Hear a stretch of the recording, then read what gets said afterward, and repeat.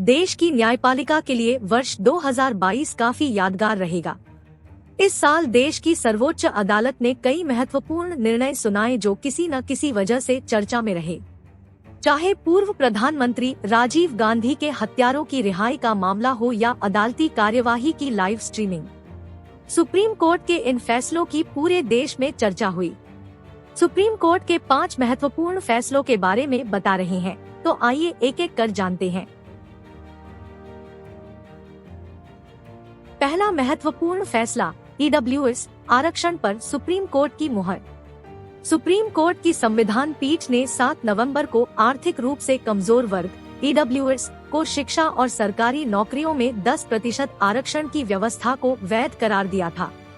शीर्ष अदालत ने कहा था कि केंद्र सरकार का आरक्षण देने का फैसला संविधान का उल्लंघन नहीं करता है। तत्कालीन प्रधान न्यायाधीश सीजेआई जस्टिस यूयू ललित की अध्यक्षता वाली 5 जजों की पीठ ने 3 से 2 के बहुमत से यह फैसला सुनाया। संविधान पीठ में शामिल 3 जजों ने ईडब्ल्यूएस आरक्षण को सही माना, जबकि 2 जजों ने इसे खारिज कर दिया। केंद्र सरकार ने 103वें संविधान संशोधन के जरिए सामान्य वर्ग के आर्थिक रूप से कमजोर लोगों के लिए शिक्षा और सरकारी नौकरियों में 10% आरक्षण का प्रावधान किया था। अनारक्षित वर्ग के गरीबों को आरक्षण प्रदान करने वाले इस संविधान संशोधन की वैधता को सुप्रीम कोर्ट में चुनौती दी गई थी। इस मामले पर लंबी सुनवाई के बाद 5 सदस्यीय संविधान पीठ के 3 जजों न्यायमूर्ति दिनेश महेश्वरी, न्यायमूर्ति बेला एम त्रिवेदी और न्यायमूर्ति जेबी पारदीवाला ने ईडब्ल्यूएस आरक्षण के पक्ष में फैसला सुनाया, जबकि सीजेआई यूयू ललित और न्यायमूर्ति रविंद्र भट्ट ने आरक्षण पर असहमति जताते हुए इस असंवैधानिक करार दिया। दूसरा, राजीव गांधी हत्याकांड के दोषियों की रिहाई। सुप्रीम कोर्ट ने 11 नवंबर को पूर्व प्रधानमंत्री राजीव गांधी हत्याकांड के सभी 6 दोषियों की रिहाई का आदेश दिया था। नलिनी श्रीहरन और आरपी रविचंद्रन ने समय से पहले रिहाई की मांग को लेकर सुप्रीम कोर्ट का रुख किया था।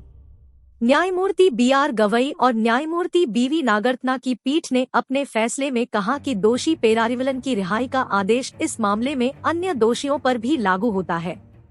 दरअसल शीर्ष अदालत ने 18 मई को पेरारिवलन को रिहा करने का आदेश दिया था। नलिनी श्रीहरन समेत 6 दोषियों को रिहा करने का आदेश देते हुए अदालत ने कहा कि इस मामले में अब तक राज्यपाल की ओर से कोई फैसला नहीं लिया गया है, ऐसे में हम अपना आदेश सुना रहे हैं। सुप्रीम कोर्ट के इस आदेश के बाद नलिनी श्रीहरन, रविचंद्रन, संथन, मुरुगन, रॉबर्ट पायस और जयकुमार को रिहा कर दिया गया था। तीसरा फैसला, दिल्ली के चर्चित छावला दुष्कर्म हत्या के दोषी बरी। सुप्रीम कोर्ट ने 7 नवंबर को दिल्ली के चर्चित छावला दुष्कर्म और हत्याकांड के 3 दोषियों को बरी कर दिया था और इनकी रिहाई का आदेश दिया था। वर्ष 2012 के दुष्कर्म और हत्या मामले में दिल्ली हाई कोर्ट और निचली अदालत ने तीनों दोषियों को मौत की सजा सुनाई थी। तत्कालीन प्रधान न्यायाधीश सीजेआई यूयू ललित, न्यायमूर्ति रविंद्र भट्ट और न्यायमूर्ति बेला एम त्रिवेदी की पीठ ने दिल्ली हाई कोर्ट के उस फैसले को पलट दिया था, जिसमें आरोपियों को 19 वर्षीय लड़की के दुष्कर्म और हत्या के लिए दोषी ठहराया गया था। राहुल, रवि और विनोद पर 9 फरवरी 2012 को ऑफिस से घर लौट रही युवती का अपहरण करने का आरोप लगाया गया था। 14 फरवरी को हरियाणा के रेवाड़ी के पास लड़की का शव मिला था। पोस्टमार्टम रिपोर्ट में युवती के साथ बर्बरता और दुष्कर्म की पुष्टि हुई थी। ट्रायल कोर्ट ने तीनों आरोपियों को मौत की सजा सुनाई थी। दिल्ली हाई कोर्ट ने भी अगस्त 2014 में फैसले को बरकरार रखा था। चौथा फैसला, सुप्रीम कोर्ट की कार्यवाही की लाइव स्ट्रीमिंग। सुप्रीम कोर्ट के इतिहास में इस साल 27 सितंबर को पहली बार सुनवाई का लाइव प्रसारण किया गया। तत्कालीन सीजेआई यूयू ललित, न्यायमूर्ति डीवाई चंद्रचूड़ और न्यायमूर्ति संजय किशन कौल की पीठ ने पहली लाइव सुनवाई की थी। सर्वोच्च अदालत ने 21 सितंबर को अदालती कार्यवाही का सीधा प्रसारण किए जाने का निर्णय दिया था। न्यायमूर्ति दीपक मिश्रा, न्यायमूर्ति एएम खानविलकर और न्यायमूर्ति डीवाई चंद्रचूड़ की पीठ ने कहा था कि सुनवाई की लाइव स्ट्रीमिंग के पीछे उनका मकसद खुली अदालत को बढ़ावा देना है।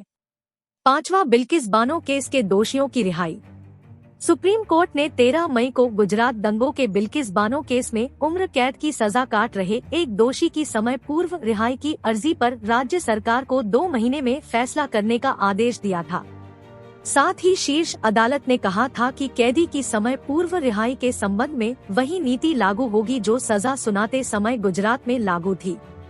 इसके बाद गुजरात सरकार ने 15 अगस्त के मौके पर सामूहिक दुष्कर्म और हत्या के 11 दोषियों को समय पूर्व रिहा कर दिया था। न्यायमूर्ति अजय रस्तोगी और न्यायमूर्ति विक्रम नाथ की पीठ ने शीर्ष अदालत के आदेश पर दूसरे राज्य में ट्रायल ट्रांसफर होने वाले मुकदमे में दोषियों की समय पूर्व रिहाई की अर्जी पर सुनवाई का क्षेत्राधिकार तय करने वाला यह अहम फैसला सुनाया था।